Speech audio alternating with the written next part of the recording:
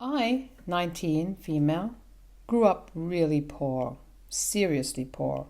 My dad lost his job during mass layoffs in his company just a few months after my older sister Stella, fake name, 24, female, was born, and my mother was a stay at home mom, so she never had any money of her own to begin with. He took up another job, but it paid significantly less.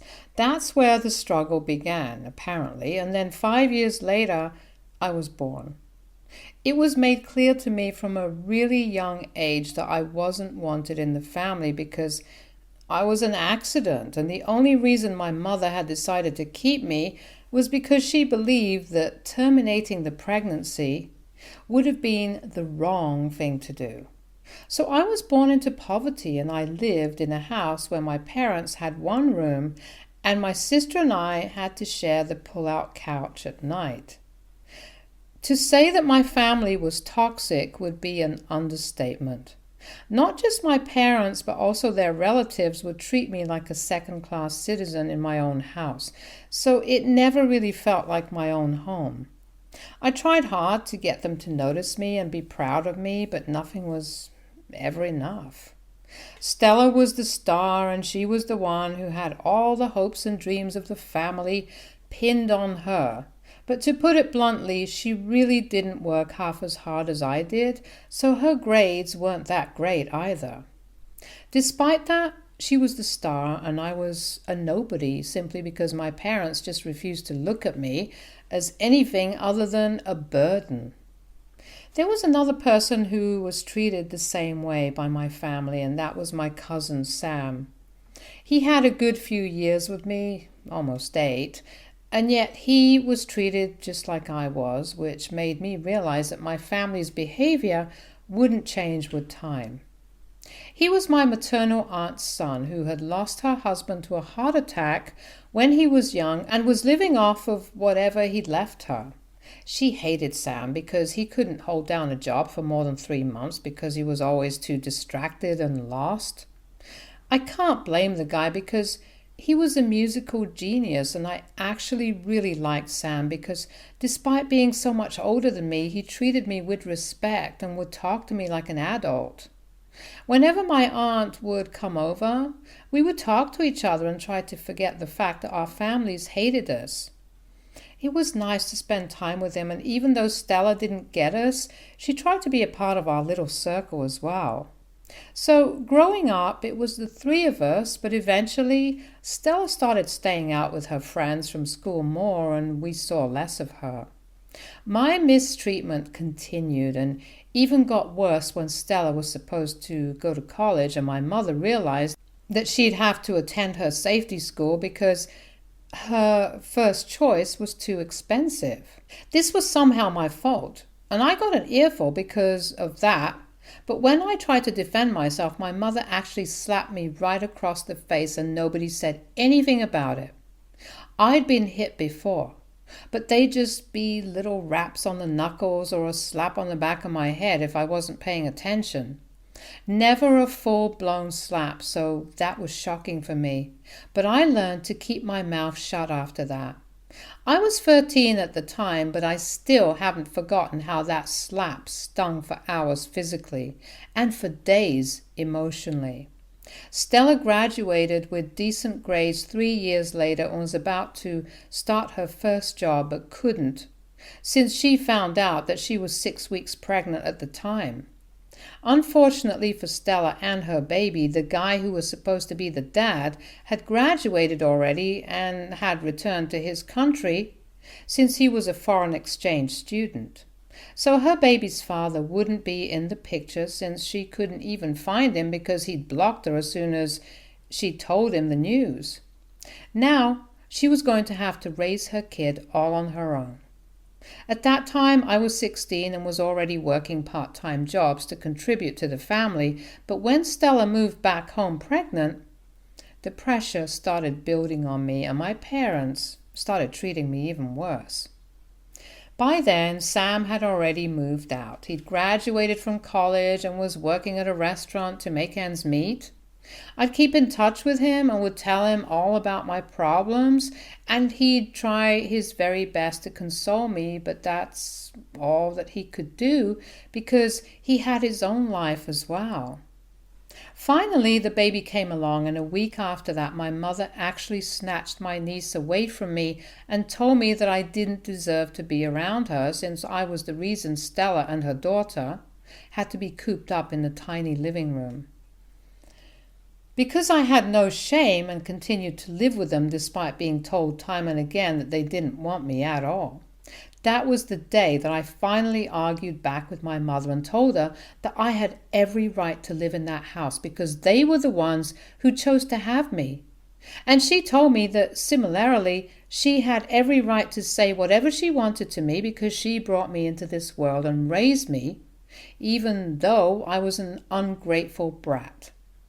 She said a lot of other crap that I don't want to repeat, but I knew that day itself that I just had to get out of that damn house somehow. So I packed whatever little stuff I owned and set out to go to Sam's place. He lived in a really small town apartment with a roommate and was surprised to see me there. But when I told him that I just couldn't go back anymore and that I couldn't take the mistreatment anymore, he didn't turn me away even though he knew it'd be tough for me. I left just 1.5 years of school anyway, and because I went to public school, it was free of cost and I could afford to leave my parents' home. It was difficult, I'm not going to lie. We had to live on a tight budget because there's only so much money that a waiter makes, and I was really worried about what I do for college as well since I had an aversion to student loans. But then, a week before I graduated high school, a miracle happened. And even when I think about it now, I feel like the universe was just looking out for me all along. Sam's grandparents, his dad's parents, had cut his mother off after his dad's death because of her nasty behavior, which isn't surprising because she is my mom's sister after all. And to retaliate, she denied them any right to keep in touch with or visit Sam. So he lost touch with him after his dad's death, which happened when he was really young, and he'd only been able to reconnect with his grandmother, who somehow managed to track him down with the help of her lawyer when she was on her deathbed. His grandfather had passed away a few years after his dad, and the only surviving member was his grandmother, who passed away eventually as well. They'd left him their house, all the money that they'd set aside for him throughout their lives, and a few other expensive items of jewelry. Sam inherited all of it and ended up with a crazy amount of money that neither of us had expected.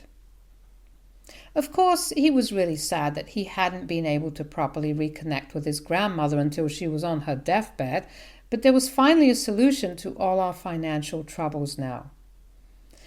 We still continued to live frugally and tried to save as much as we could, but Sam took up the guitar again, and I started looking for colleges to go to, which also offered scholarships just to be on the safe side. My grades were great, so I was able to get into a good college, and I'm in my second year currently. I did get a scholarship, and I also have a part-time job as a tutor. Sam took music lessons for a year or so, and after playing a few gigs here and there alongside his waiter job, he managed to land a job as a music instructor at a fancy private school for much better pay. So right now we're not exactly rich, but we're doing way better than we used to be, and I'm truly grateful for all the help that Sam has offered me throughout the years. He really deserves this, and more.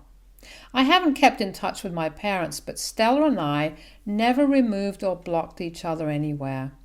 We never spoke to one another either, though. She hadn't protested or even tried to get me to stay the day I left home, so I didn't think that I had anything left to say to her anyway. I was disappointed but not surprised because even though I did love her and she claimed she loved me too, she never really stood up for me. My niece is a little older than 3 and I've watched her grow on social media, but I haven't been back to see her in person. It was sad, but I'd come to terms with the fact that this is the most I'd get out of my family and had given up any hope of reconciliation. However, about 3 weeks ago, Stella reached out to me right after I posted that Sam had bought me a new phone. It wasn't very expensive, but it was my birthday, and my old phone was battered. So he got me a new one, and I was excited about it, and I decided to post it. I didn't expect it to get any reaction at all, but Stella did reach out to me to congratulate me. I thanked her, and I thought that would be it. But she struck up a conversation with me and was being really sweet, so I ended up talking to her for a while.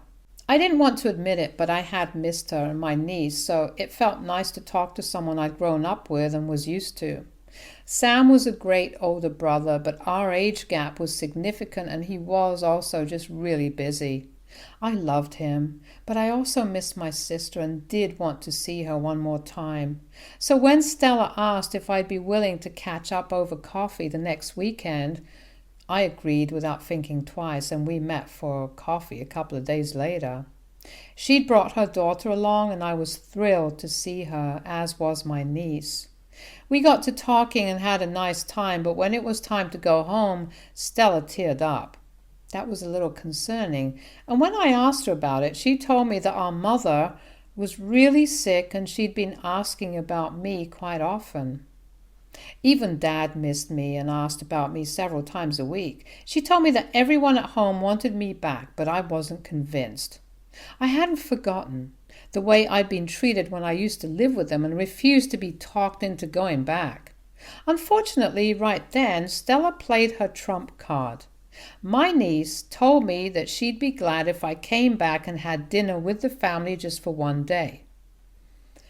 With tears in her eyes, she asked me to come back and at least give them one last chance. If not for their sake, then for my niece's sake, since she didn't want her daughter to grow up without knowing her wonderful aunt.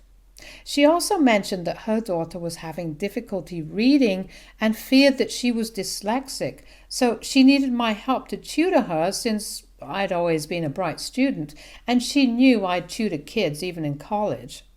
She insisted that her daughter needed help and that it means the world to them if I agreed to come back home with them.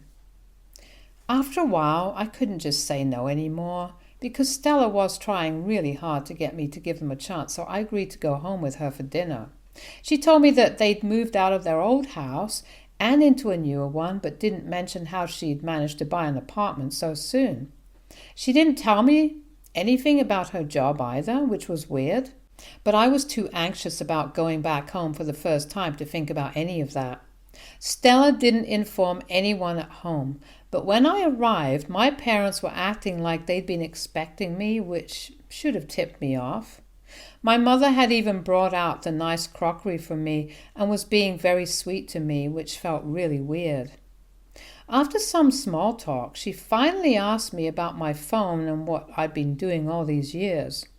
So I told her that Sam had bought me the new phone, and currently I was in the second year of my third year business degree, after which I'd start looking for a job.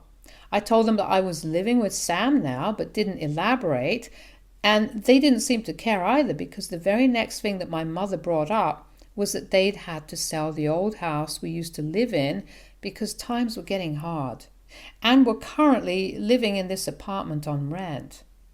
Even my aunt, Sam's mother, had sold her house, and they were all living together in this small apartment.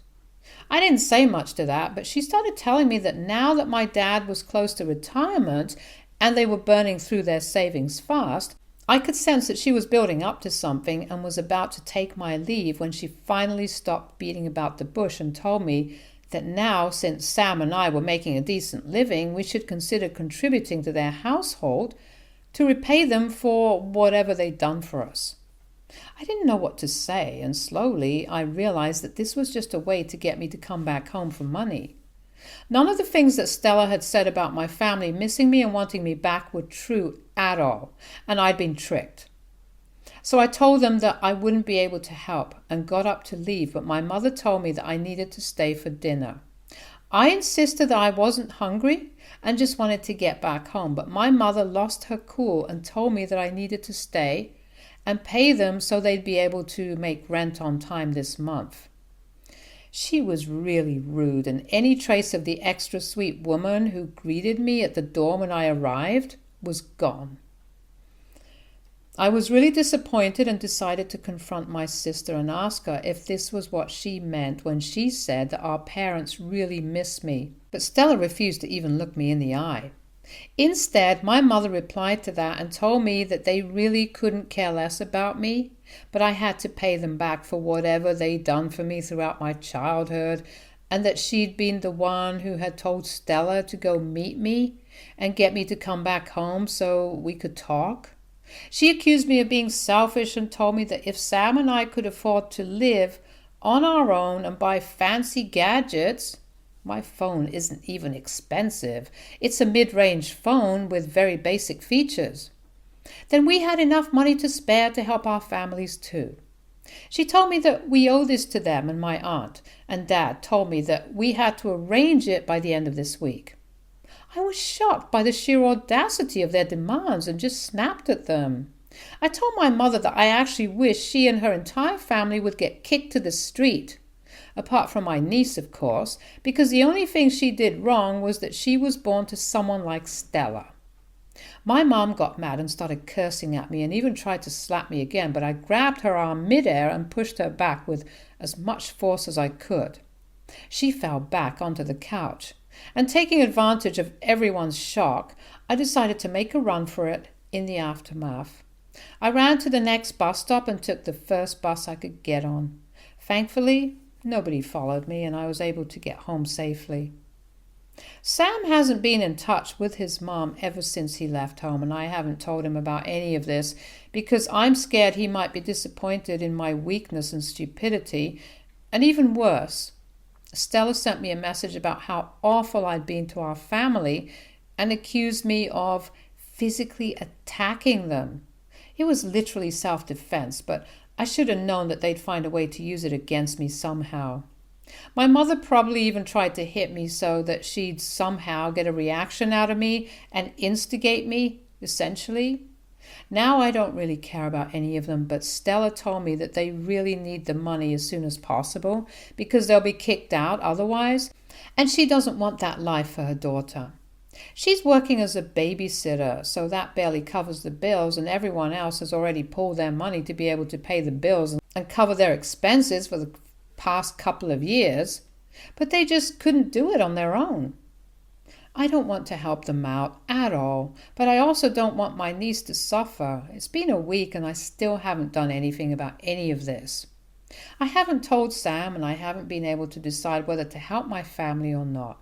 If I'm being honest, I'm not inclined towards giving them money because they haven't done jack for me like they're claiming, apart from making my life a nightmare that I had to escape a few years ago. They were all toxic as hell and didn't have any respect for anyone at all. But now that Sam and I were finally doing well, they were here to claim their share even though we owe them nothing. It doesn't seem fair, and I don't think they're entitled to anything at all. So AITA for not wanting to help my toxic family, including my 3-year-old niece out, with money after they mistreated me for years growing up, but are now on the verge of homelessness. Update 1. Hey, so I decided not to help them. And I also told Sam everything that had happened last week, like everyone here had told me to. Luckily, he was nice about it and didn't make me feel stupid for falling for Stella's little act at all. He told me that it was natural for people to miss their families no matter how toxic they were, simply because that's what we'd been used to for the longest time, and had been taught to believe that we owed them love and affection no matter how they treated us just because we were connected by blood. But it's a process to unlearn these things, and I'll get there somehow. He comforted me and reassured me that I wasn't a terrible person for not wanting to help my family. They're using my niece to play the victim card, but I don't need to help them if I feel bad for her. If they do get evicted and end up being homeless, then I can just call CPS and get them to rehome my niece if that's what I want for her. But the bottom line is, I don't need to feel guilty for turning them away when they ask for help, and that helped because I've been feeling immensely guilty about everything. Thanks to everyone who commented on my post too. It was really kind of you guys to try and comfort me. And it did help to know that I'm not the only one out there who's had a childhood like this. It's sad, but it's also comforting to know that I'm never on my own. Update 2. Sam and I have been trying to forget about that whole episode that happened with our families 2 weeks back. But unfortunately, Stella just won't let go and keeps texting me relentlessly. I've tried blocking her, but she just started texting me from another number. I even tried to change my number, but then she switched to making fake profiles and started sending messages from those profiles nonstop. Now, I could have deactivated my account altogether, but that just didn't make sense, and Sam agreed. We hadn't done anything wrong, so why did we have to go into hiding like we were the villains here? So I decided to finally respond to her once and for all. I unblocked her number, called her up, and informed her that if she texted me again, that I'd report her for stalking and harassment, and that'd be even worse for her than whatever situation she was in currently. She started arguing with me and accusing me of being selfish to the core, so I decided to remind her of what she'd done to me in the past. She'd never stood up for me because she wanted to continue being the golden child for our parents. She manipulated me and used her daughter to get me to come back home just so that our mother could attack me once more as if my childhood was not traumatizing enough. And as if that wasn't bad enough, she continued to text me and demand that I cover her and her family's rent when they hadn't ever done anything to help me and Sam out when we needed it. I told her to rot in hell and then disconnected the call, finally feeling a lot more relieved. She hasn't called me since then, and I hope it stays that way because I don't think I'd be able to stand it anymore. Update 3. Hey everyone, so this update is going to be very short because it's just some good news that I wanted to share. So Sam's organizing a musical for the school and it's going to be massive, which means there's going to be a huge raise for him now, and they might even make it an annual thing. He's told me there's already a lot of buzz about it among his students, so he's optimistic about the reception, and I'm thrilled for him. Fingers crossed, this opportunity will be the start of something great for both of us. As for my family, I don't know what became of them because they didn't bother to contact me, but thankfully, I found out from a friend who happens to know one of Stella's friends that she's given my niece to her to take care of for a couple of weeks. So I'm assuming they did get kicked out, but she had the good sense to put my niece in a safe environment before that happened. I've told that friend of mine to keep me in the loop about her, and I'm hoping that the poor girl doesn't have to suffer the way I did. I might try to do something for her once I graduate, but I don't know. For now, I'm just hoping that everything works out well. Stay tuned for more stories from Argo Relationships.